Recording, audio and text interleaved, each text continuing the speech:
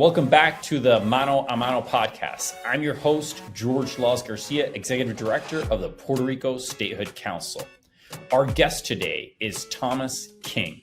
He is Managing Partner of Cross River Capital, Founding Director of the Borincana Foundation, and co-founder of the Puerto Rico Energy Forum. With over 30 years of global experience spanning investment banking, private equity, and global energy infrastructure, Tom has become a recognized leader in advancing clean energy finance and policy. Through the Borincana Foundation, he's helping to transform Puerto Rico's energy sector into a model of resilience and sustainability. He also serves on several national boards in the clean tech space and is sought after advisor for public and private initiatives that blend innovation, impact, and investment. We're thrilled to have him with us today. Well, welcome to the show, Tom. Greatly appreciate you being here. Here on the Mano a Mano podcast, we focus on issues impacting Puerto Rico and how they connect with the United States, and also how it all connects to Puerto Rico's status as a U.S. territory. So one of the issues that has been in the news consistently on the island and has made an appearance nationally is the issues around Puerto Rico's energy system, its energy infrastructure, and how that is meeting or not meeting the needs of Puerto Rico's 3.2 million United States citizenships.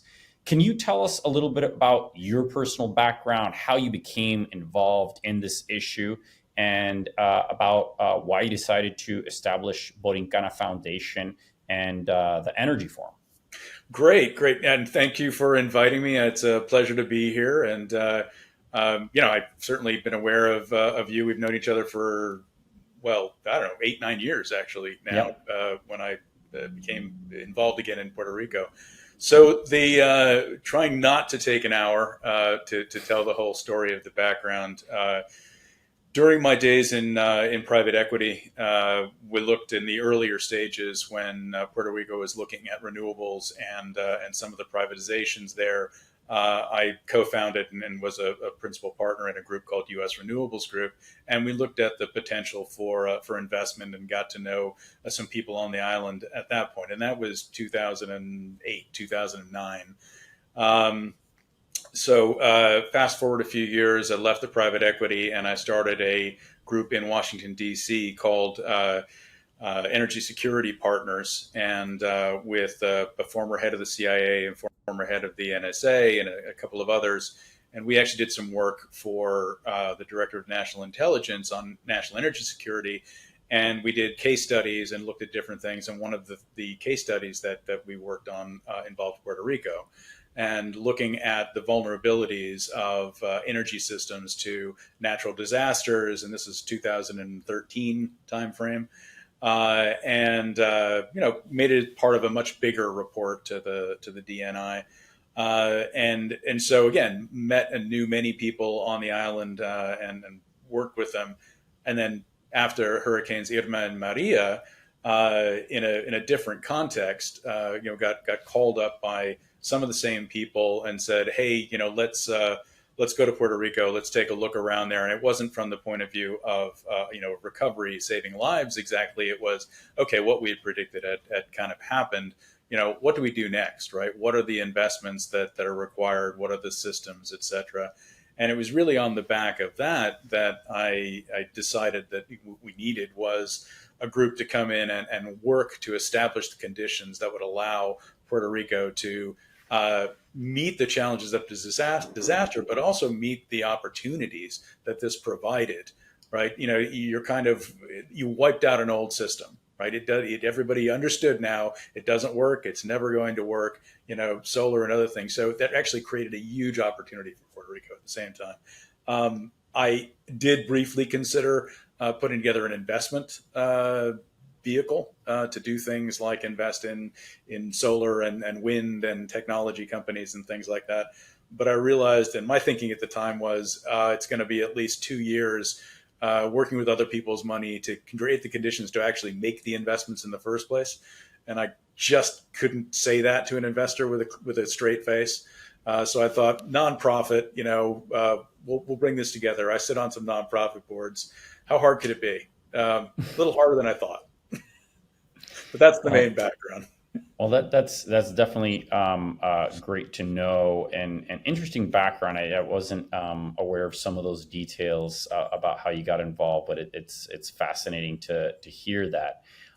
Now, I think it'd be really helpful for our audience, some of whom are not as familiar with Puerto Rico's issues, if you could just give kind of a brief overview of where Puerto Rico's energy system is at right now. I think most people are obviously aware of what you mentioned, that Hurricane Maria in 2017 had a devastating impact on the island's energy infrastructure. However, not everyone's aware of the significant efforts that have been done since then, not only to do the post-disaster recovery efforts and kind of get the system just, going, but really what is needed for the post-disaster reconstruction, which in a lot of ways is kind of still a very much an ongoing thing. And if you could just explain very briefly also the how that all comes together with the efforts to privatize the island's energy infrastructure, that would be greatly helpful. Sure. I guess, the short answer is a lot has been accomplished, but there's a lot more to do, and it's still kind of messy. Yeah. It's and frankly, the performance of the energy system overall is challenging the economic development of Puerto Rico, and on a number of different levels. I think. Sorry, I want to do the last. So, Romy, the last point was. Sure. So the last point is really to help us understand how all of this interacts with the privatization. Okay.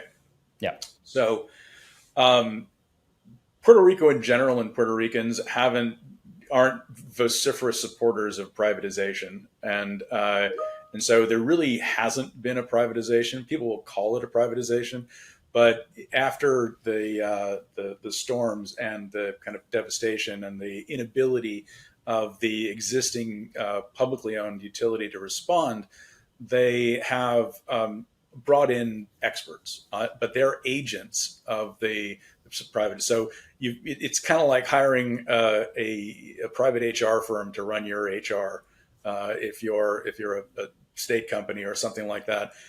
The basics of the infrastructure, the rights to do everything, that still remains in the public hands, and there's no real appetite yet for changing that to something. I think it probably would be better if it eventually rolled over, because there's this strange operational inertia between, like the public sector is still sort of regulating itself.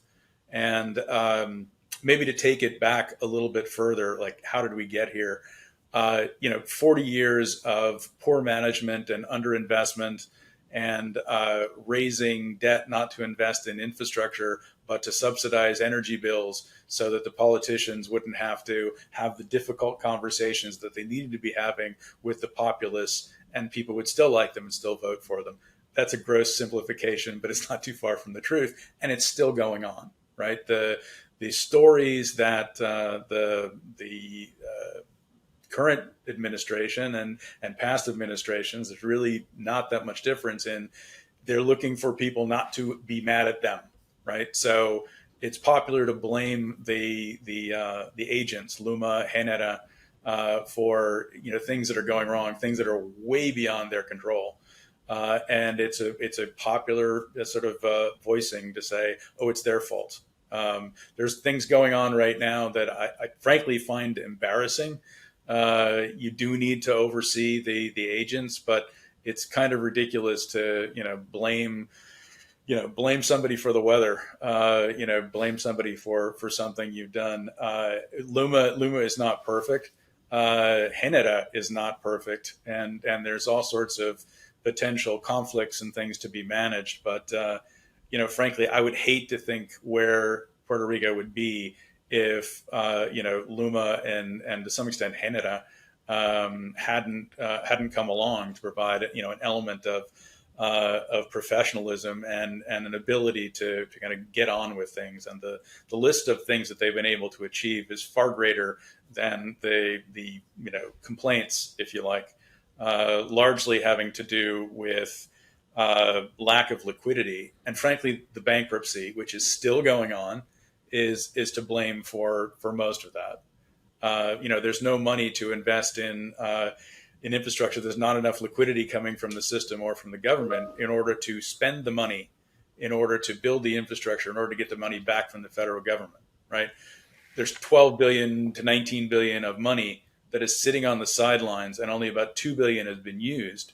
And really the main culprit of that is the ongoing bankruptcy, right? Yeah. If you didn't have the bankruptcy, you would have working capital. You could borrow money to be able to invest in the rehabilitation of infrastructure, and then you get that money back from the federal government. Now, and interestingly enough, just last week there was a hearing in the U.S. House of Representatives, and the hearing was mostly focused on the Fiscal Oversight Board, but they did touch directly upon this issue that if we look at the progress Puerto Rico's made since the island declared bankruptcy, in that 2014, 2015 period, immediately before all of this Hurricane Maria, disasters really impacted us. The government's been able to effectively restructure, 80% of its debt. And then the 20% that right now is kind of holding Puerto Rico back from the full scale recovery is in PREPA, which is the public authority, public power authority. Yeah, and it's an intractable problem because it's a different type of bonds, right? They're revenue bonds, and which means that their claim isn't a general one; it's a specific one over the net revenues of the entity.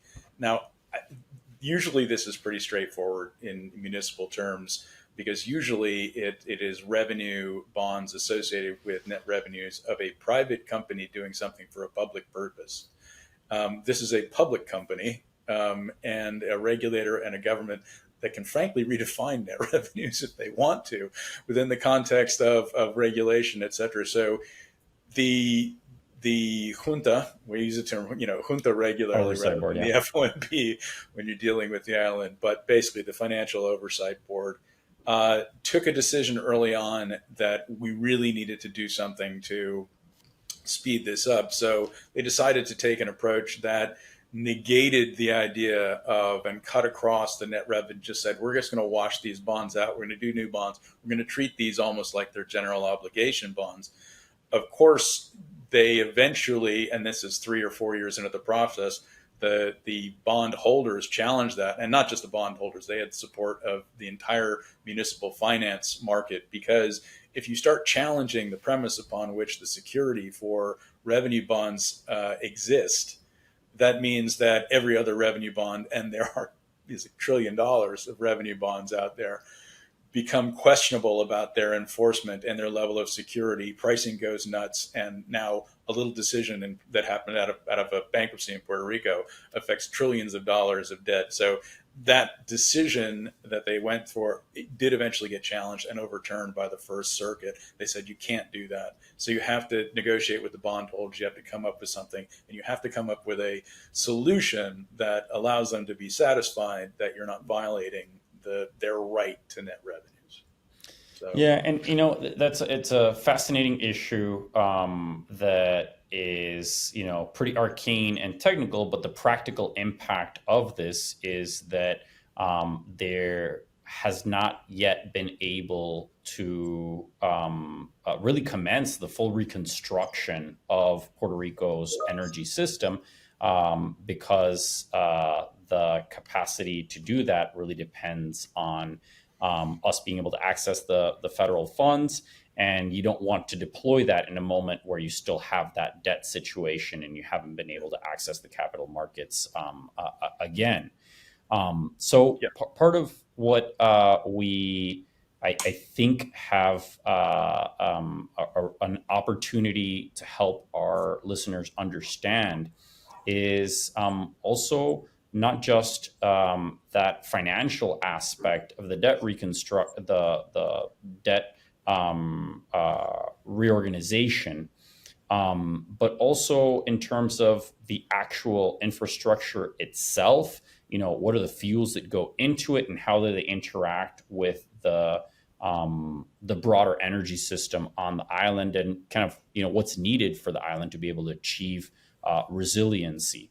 Right now, one of the big debates that I think is going on in the island, and more broadly, is a conversation about fuel source, right? So Puerto Rico's energy infrastructure was built at a time where it relied mostly on petroleum and fossil fuels and coal. There's been a huge push to modernize the base load of Puerto Rico's energy generation with LNG as a cleaner alternative that can provide that base. And then there's a huge sector of the economy that's really also thinking that renewables need to be part of that mix. But sometimes there's this weird debate that it's either all renewable or all natural gas. What's your perspective on that? Thanks for asking. Yeah, it may sound strange coming from somebody who spent so much time doing renewable energy and founded the first private equity group focused specifically on renewable energy and clean fuels. But you really need to look at the situation, and Puerto Rico has set a goal for 100% renewables by 2050, and even after some pragmatic changes made earlier this year, that still remains the goal. And I in law, yeah, in law, right? And I think it's important. I think it's laudable. I think it's been important in motivating people after the hurricanes to begin to focus and build infrastructure. And it's opened up one of the bigger success stories so far, which is distributed solar and storage around the island. And there's more than 115,000 households, small businesses who have installed solar on the island. And until recently, that had kind of hit a 4,000 kind of installs, interconnections a month, which is incredible. It's more than a gigawatt of installed capacity, which is huge in terms of capacity. Now it doesn't, and it's helped under the current problems in a different way. But that's not really the answer. There are plenty of people who are willing to make the perfect the enemy of the good or the better, and forget the fact that Puerto Rico is not California. Or one of these, rich states with a huge amount of infrastructure and capabilities. Now, California has no coal plants, right? Hasn't for a while. It's largely natural gas and renewables. They've got a big hydro. They've got a good chunk of geothermal, and they had nuclear. But you're talking about a different balance. When I started looking at Puerto Rico, there was it was basically 100% fossil fuels, and 50 to 60% of that was oil, right? Yeah. And bunker fuel as well, which is some of the dirtiest, fossil fuels. And to save money, rather than running on number two, which a lot of the clean and the diesel stuff, and which people, it's bunker fuel. It's like six, the stuff that the ships ran on, and it was inexpensive and it pollutes, but they bought that or were given that anyway. Long past strange management, corruption type stories. But look, we cannot get we can't go right to 100% renewables. We can't do that. We have to get rid of the oil plants first. We have to get rid of coal, preferably, although the coal plant that AES runs is the lowest cost of energy by some margin in Puerto Rico, and it does about 20 to 25% of the generation that's required. The Union Fenosa Ecoelectrica plant is doing gas, and then they have converted a number of the oil plants to run on gas, but they're not necessarily the most efficient gas plants by a long measure, which keeps costs high.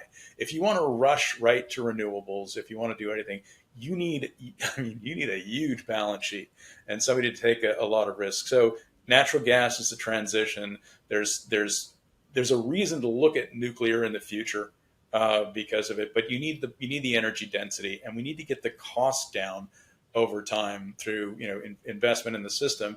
And while it's easy to look at renewables and say, well, they're the lowest cost coming onto the system. It's like, well, yes, if you just look at the point of interconnection to put in solar, et cetera, works very well for a house, et cetera, at these price levels, but it doesn't work as well unless it's well thought out and integrated in terms of providing capacity to allow you to get rid of the oil plants and the coal plants and others, and still have a stable, reliable system with plenty of reserve capacity.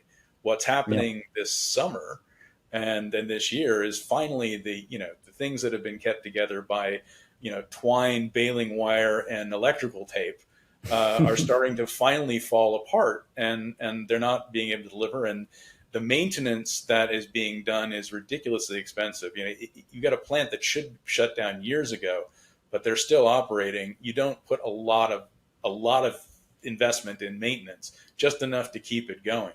Well, that's kind of come to the end of the ride, and so there's basically no margin this summer. There's the temporary power that they're supposed to be putting in place, but that is an evolving scandal in terms of the 800 megawatts.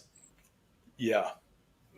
So that's a whole other story, which we just do not have time to get into right now. Yeah, no, and the story's ongoing, but they did an incredibly poor job of putting out the tender. Didn't do enough work.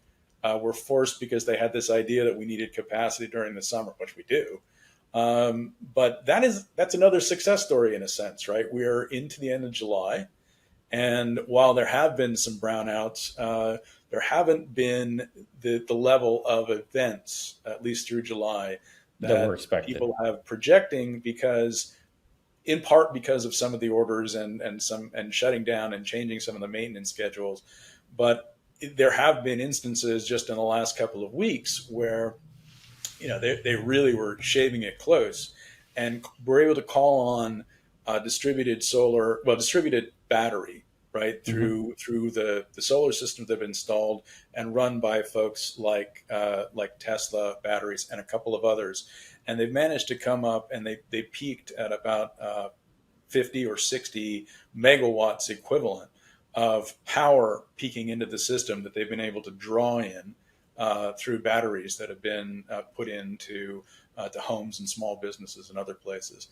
And because we don't have the battery energy storage systems up yet, there are several that are being planned at the moment on utility scale, and those will definitely help with the situation sort of come next summer. But it still doesn't give you necessarily the reserve capacity that you want to see. One of the things that I find fascinating about all of this is that the growth and increase in the utilization of renewable energies, has been happening in Puerto Rico, driven mostly by individuals, households, and businesses that are themselves making the investment to, buy these products and set these things up. Now, there's two things that I would love to get your perspective on. Is obviously one of the keys to balancing the system is to make sure that when those homes or businesses are generating excess energy, they can essentially put it back into the system in a way that is stable and doesn't get things off balance. But part of it is also the economics of it. And, there's a couple of different factors in the economics. One is, how people finance, the purchase of those, solar products and batteries and, other renewables. And then the other piece is, if, there is a centralized public, utility, even if it's been being run by private operators, the more people are going on these alternative energy, products, that really decreases the amount of revenue in the system. So it may actually negatively impact the capacity of the central system to operate. So how do you balance all of these things? Most states would probably tell you as carefully as you can, but not very carefully. California, I think, is on their net metering 4.0, or they're coming up on it, because things change over time, even in states like California. And Puerto Rico has actually rocketed, faster than anybody else to the point of penetration of systems relative to the population and the size of the economy. So they're at that stage now where you really do need to start thinking about how is this impacting, because what you're talking about is cost shifting. And actually, Severin Borenstein, who is a professor at Berkeley, is one of the experts on this. Writes about it regularly in California, and almost anything. Like if you install a more efficient refrigerator or air conditioner, that's also a cost shift. Now it's microscopic, and it contributes more to your well-being and the well-being of the system than an economic development and everything else that to put in a more efficient system like that. But it is a cost shift, and that what that does is it means that the people who are operating the system, you're selling less electricity, and since you're passing on a portion of your kind of fixed cost in that marginal cost of energy, it means that incrementally everybody else has to pay a little bit more. Now, in the situation of net energy metering or or people leaving the grid, you are effectively subsidizing and providing a direct benefit to those folks by remaining interconnected. So they've got the ability to take power off the grid, but they put power off, and if they take it back on, right now in Puerto Rico, like where many net metering started, it's a 1-for-1. Right. So every kilowatt I put on, I can take a kilowatt off, and I don't pay anything for that other than, the monthly interconnection fee, which at residential level is pretty small. The bigger cost shifts are when people exit the grid entirely, which was a huge concern amongst folks in, the FOMB negotiating with the bondholders, and they were concerned about, what was going to be there to pay them and it's still a concern.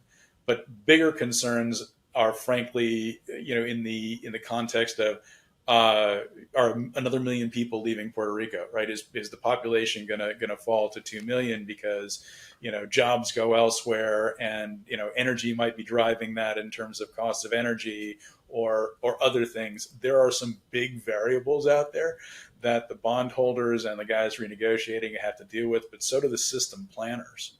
Yeah. And this is frankly what it's those big numbers that keep people in the regulator and in LUMA, who has to do the work on this, trying to figure out what the integrated resource plans are going to be.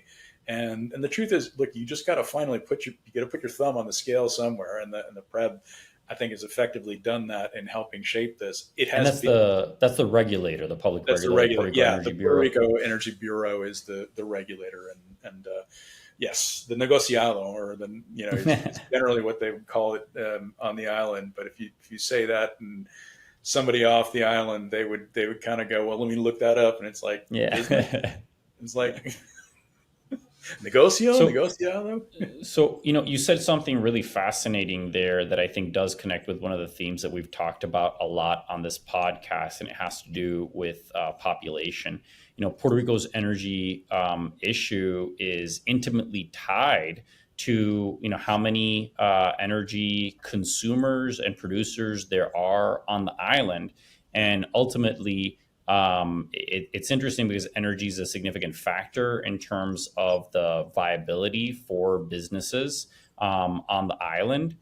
It's also a huge, cost of living, a component for, the cost for, households to be able to operate. But all of this also inevitably relates to the island's political status, because part of the reason why Puerto Rico has already lost so much of its population is because under territory status, Puerto Rico gets treated unequally under federal laws and programs. So there's different levels of federal investment on the island. There's different rights that apply to people and different opportunities that are usually less than what people would have, in the States. So there's actually a built-in incentive under the territory status for people to move away. And we've seen this with, for example, the Puerto Rico Education Department, where the population of students has fallen steadily from, I think it was somewhere around 600 to 800,000, and now they're serving, I think, about 300,000 students. That's a massive drop. And that has impacted the amount of federal funds that they have access to, and also the entire, finances for the Puerto Rico Department of Education. And, with the energy system, we also have this situation where if the, economy is one where you don't have equal opportunities, you leave going elsewhere, it also means that there's less consumers. So it impacts the revenue of the energy system, and it limits its capacity to make the investments necessary for the system to actually, prosper. So what is your perspective with regards to the territory status? Do you really think, or do you think it's viable to have Puerto Rico be able to optimize its economy and its energy system while it remains a territory of the United States? I think it's probably the least good place for them to be, for all of us to be, with Puerto Rico in the Commonwealth. I know there's lots of people who like this, and it's kind of, to me, it's well, we don't have to decide then. But there are distinct disadvantages. There's some advantages, but there's some distinct disadvantages, as you've noted. Now, I mean, directly relating to energy and the investments and the things that need to do and come right and drive. Look, I think you can. I mean, I've seen things happen in what I used to call submerging economies. Right? You have emerging economies, but look, I've seen energy things come right, and it is a huge part. It underlies almost every system. So if you've got strong, reliable, energy, even if it's expensive, and the energy in Puerto Rico is going to be expensive for a while. First of all, starting with an island power tends to be a lot more expensive, and with a very high poverty rate, nobody's going to be happy about that. But being able to have a stable system, it's much easier if you don't also have to worry about your status and where the money's coming from and what you're entitled to do. Like where Puerto Rico is now is a limbo. And my personal view is that it's infantilizing, right? That and I don't want to be mean, and I don't want to verge on psychoanalysis, but the fact is that you don't have the full rights or responsibilities of either a state or an independent country. And that leads to some strange behavior and some strange decision making for individuals and institutions that doesn't always lead to optimal outcomes. And I think playing into this is the 51st state. Very happy. I would be happy to see Puerto Rico join as a 51st state of the United States. There are certain things beyond what levels or things that you see here that you just wouldn't have to deal with, right? If it was a state, the whole bankruptcy thing and the junta and other things, it wouldn't have evolved like that because there are already procedures and breaks and guidelines and things well in advance of getting to that stage that wouldn't let it happen. If you are a state, and this is, I can't emphasize this enough, the stuff that goes on because you've got two senators and the senator can just mess with you without telling anything, putting a hold on confirmations and nominees, and forcing you to deal with and recognize an issue that you're not getting. That's huge, right? Yeah. And being able to integrate that. Puerto Rico doesn't get any of that, right? So the issues in terms of SNAP and other things, and funding for healthcare and things, which is a Medicaid, yeah. constant battle. And we'll throw in energy, but that's a much bigger pie. But it would be much easier as a state to be able to not just get better access, but regularize financing across the sector. Right? There used to be an offshore financing haven, in Puerto Rico, and every major bank had openings, and they did do some business with corporates in Puerto Rico. Now you've got none of that. Puerto Rico is desperately underbanked and undereducated about finance and banking, and undercapitalized in general in the economy. Yes. The reality is there's a limited number of local banks that offer access to capital, and that is a huge challenge, because the whole property title, etc. thing is a mess in Puerto Rico. Right. I mean, and this does impinge on energy, because typically the way energy is financed around the country at distributed level is on the basis, even if there's not a direct lien on it, on the basis of the counterparty owning the property with clean title. Yeah. And so there's so many different types of financing rely on that as well. Of course, you own the property, right? But in Puerto Rico, like you could, I don't know if it's as much as, but 50% of the housing does not have clean title to their home, and they cannot get a mortgage, which means they cannot do a lot of things. Which means that if they sell the property, it's got to transact for cash, and somebody also has to be buying it with the understanding that it's not legally entitled, and someday it's going to get sweat out. By the way, this is a hybrid of the American system grafted onto the old Spanish system. Yep. So now we're going back 127 years, right? In terms of the system. Spain, it took Franco to start addressing this in Spain. And you can still see vestiges of it. But once that got cleaned up, Spain started booming. Right? If you've got clean title, if you've got things to property, it's now an asset that has a higher level of liquidity, which means that you can drive a whole lot more economic activity just on the basis of the value of the assets that are in Puerto Rico today.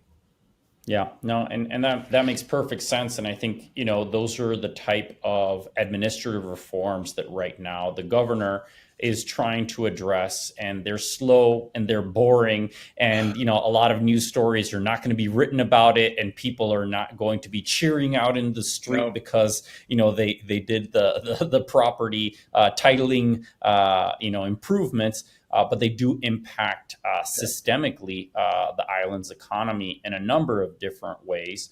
And ultimately, I think it does significantly impact the way we see ourselves, right? Because one of the things that I think is tied directly with this energy issue is that right now people on the island see the energy issue as a limiting factor for them to be able to live the lives that they want to live. And, in some cases, it's something that, really impacts, the health and well-being of people who rely on energy for, medical, technology that they utilize on a daily basis and other things. And if you're a business owner, the lack of reliability of, the way the system's operating right now, it impacts your bottom line, but it also impacts, how you feel in terms of your confidence about whether or not to make additional investments and try to grow your business, or whether to, hold back and, wait to see when things come together. One major development that happened recently that I'd love to get your feedback on is the recent announcement of the bankruptcy of Sunnova, which was a company operating, I believe, out of Texas that was a huge entity financing a lot of the solar and battery storage that has been installed in Puerto Rico. What's your take on that? So it's funny because I just committed to kind of write an article about that to put through. I thought somebody else was going to do it, but the Energy Forum, which come on, I'll talk a little bit about that toward the end here. But Sure. the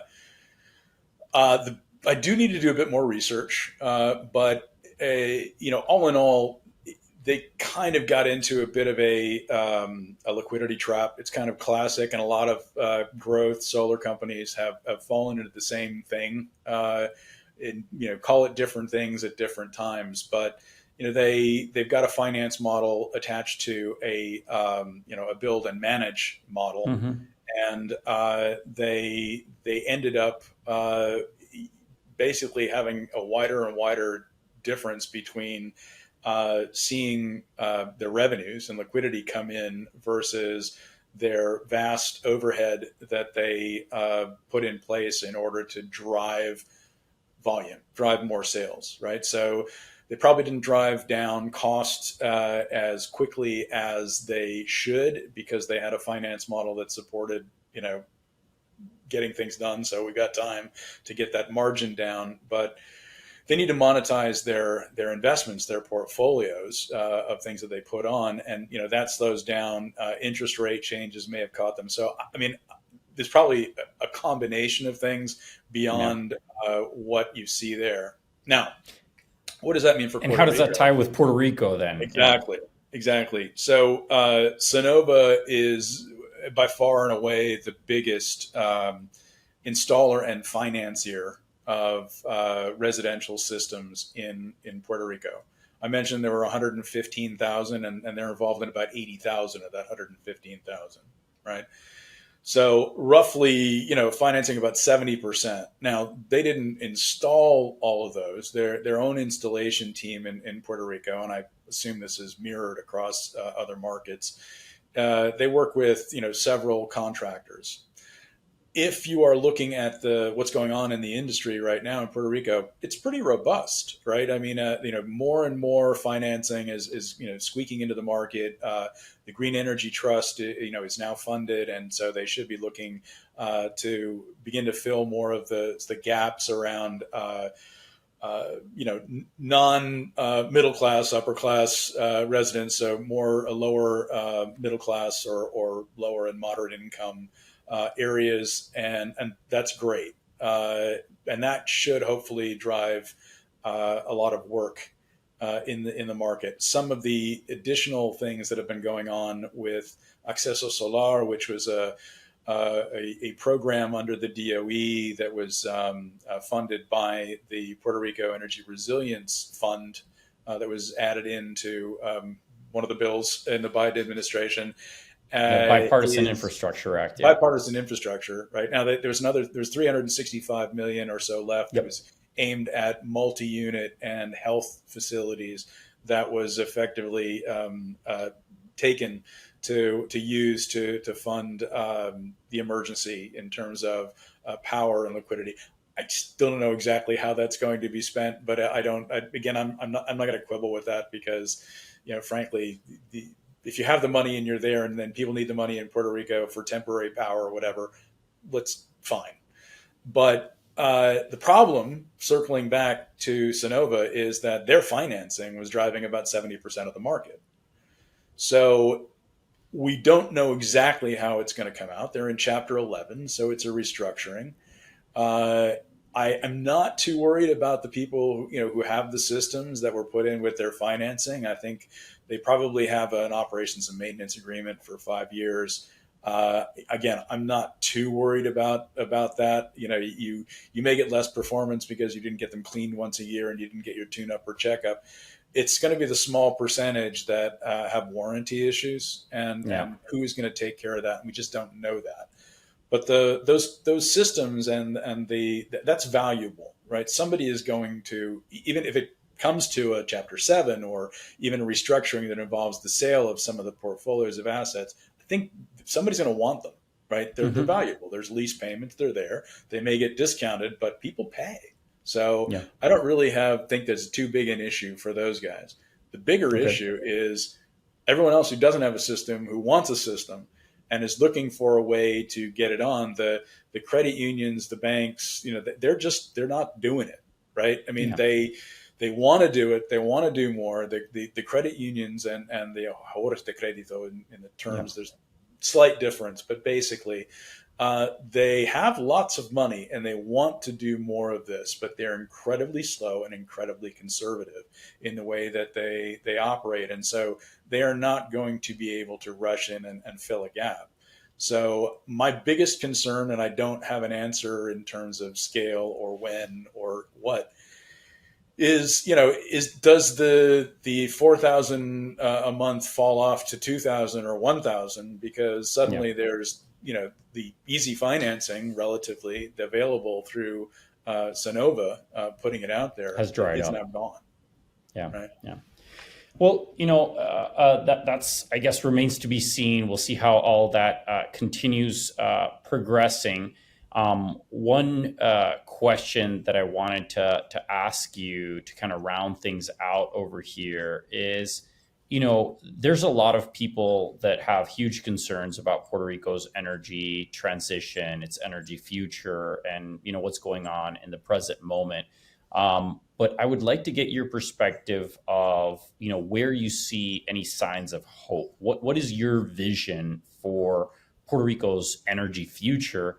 And, what are the indicators that you say that you're seeing that, show that there is a way, to the other side of this where Puerto Rico can actually have, stable, reliable, and, cost-effective system?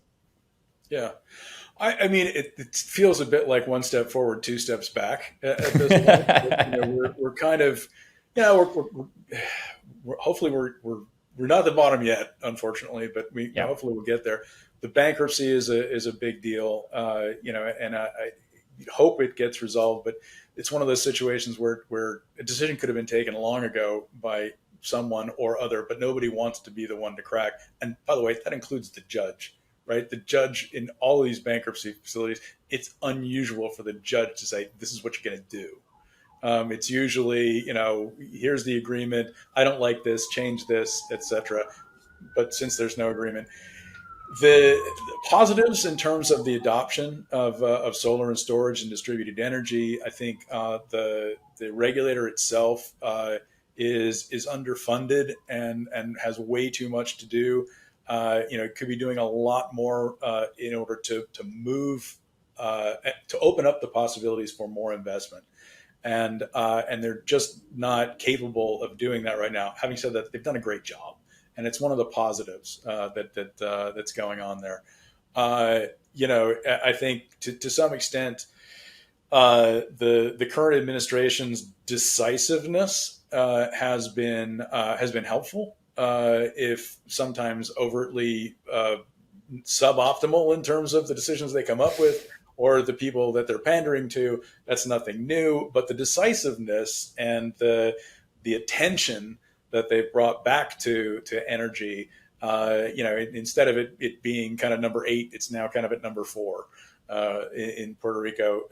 Those of us who are working on it would love to see it be number 1 or 2, but there's a lot to balance when you're in the governor's seat. I've worked for 2 of them, and they get a lot on their plate. It is a lot, right? I mean, even the adversarially and kind of pointless hearings that are going on, with regards to Luma, that stuff needs to happen, but it really should happen in private, right? This is a whole political thing.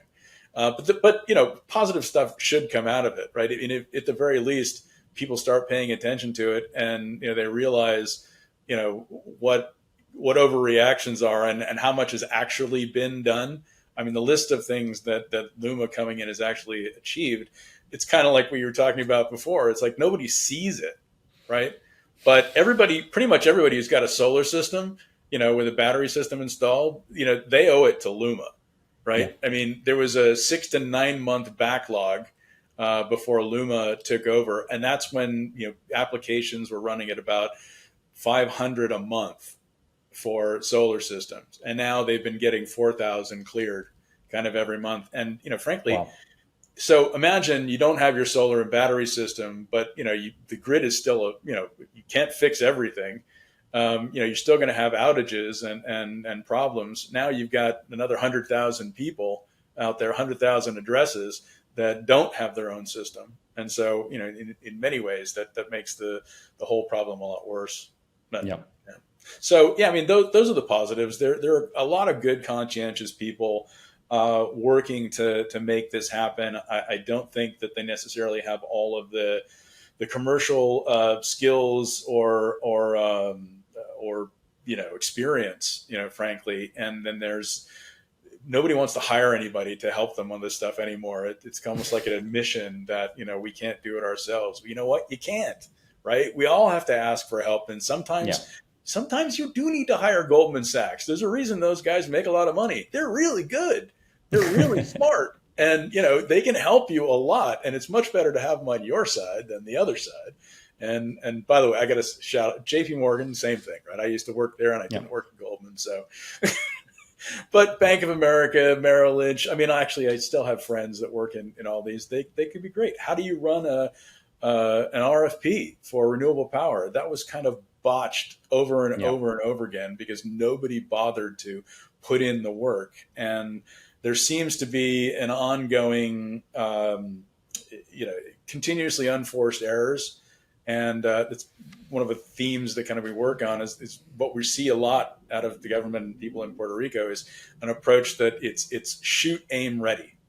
Yeah. Well, having worked in the government of Puerto Rico, one of the things I can say is that even when a lot of effort is put into something, one of the challenges is that sometimes, people in the government think that they need to reinvent the wheel when, a better way of approaching it is actually, learning about what the best practices are in the industry that worked well in other places, doing that homework up front. Yeah. And then developing your work product so that you can, adjust it to the particular needs of your, legal and regulatory and economic, conditions. But you're not starting from scratch trying to make something up when, there's already good working models out there that you can, grow from. That's, by the way, that's another thing that the FOMB, one of the key things that the FOMB has been working on is changing kind of that government culture. I mean, they've made some inroads, but it's still, and we deal with the government a lot through grants and administration, et cetera. There's a revolving door, and man, when we find somebody who actually knows what they're doing, we hang on to them, and because it just makes everybody's lives easier. But it's it's an interesting cultural thing that I think that gets helped a lot if Puerto Rico ends the Commonwealth status. Well, they're either a state or the other, and you cannot continue with this silo. 1 foot here, 1 foot government. There. Well, there's I mean, you work there, so and so but one of the strangest things that I had when I first started working on the Fundación Borincana and dealing with the government and dealing with data and answers and other types of things and working with different departments, if they want to do anything between departments, in the U.S. government they have established protocols and policies on sharing of information and availability. And basically you cite that, you make sure the department in terms of the sharing of information and the information gets shared, right? Department to department is very siloed and people protect their silo in Puerto Rico and the information that they have. And so you have to actually execute between one government department and another a non-disclosure agreement. Yeah. And that's crazy. And it's not like we got one set up. It's like every time you have to look at that. Now, I don't know if that still goes on, at least to the way that, I saw it, God, is it 7-8 years ago now? But that's kind of what people are dealing with. And I think that does change with, it changes with statehood. But it probably also changes if you're independent because it's just not because then you can optimize all of your systems to what would be best if you're your own separate country. I think that makes a lot of sense. So we're running short on time. This has been a great conversation. There's clearly a lot more that can be explored on here. So I would like to ask you to let our audience know, where could they find out more information about the work that you're doing with the Borincana Foundation and the forum? Yeah, I think there's there is a website for the Energy Forum in production, but it's not up yet. I'm not actually quite sure what you see if you type in prenergyforum.org, but we hope It's to have there. it It's up. there. It's a work in progress. We hope to have it up. We our second annual conference, the Puerto Rico Clean Energy Conference, is coming up September 15th and 16th, and you can find tickets through Eventbrite.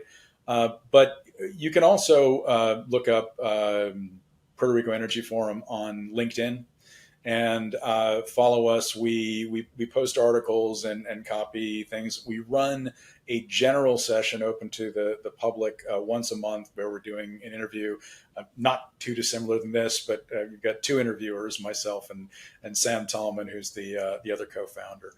And we're looking to enhance the conversations on energy, and Yep. it's not just about solar, and it's not just about equipment or installers. We're really looking at all the conversations around energy and investment and startups and net metering and whatever it is. Like, we're trying to have the conversations that the people need to hear that they're not hearing from the media or government or anybody else. So we have quite a lot to talk about.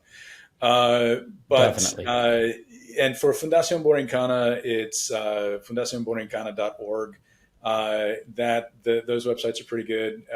We have right now three main programs that we're working under: a workforce development under solar IT, where we're teaching people about the solar industry through software for design and company management and other things to help support the industry. Pre-cap, where we're working to provide financial education and technical assistance to people who want to develop solar systems, either for themselves or if they're in the industry, solar businesses. How do we go? How do we raise money? It's addressing one of the shortfalls, frankly, that what you mentioned before, the financial education, level of intelligence, level of capacity is very low in Puerto Rico. So trying to work with people who want solar to become, good recipients of capital, whether it's, grant or loan or whatever, is an important element. And then we've been providing technical support, actually working with companies and others to do their demand analysis and solar designs, and help connect them with the contractors and sources of finance. So, Excellent. Those things going on. Yeah. Well, Tom, thank you so much for your time. We greatly appreciate it. It's been a great conversation, and we look forward to staying in touch with you. It's been fun. Anytime. Thanks, George.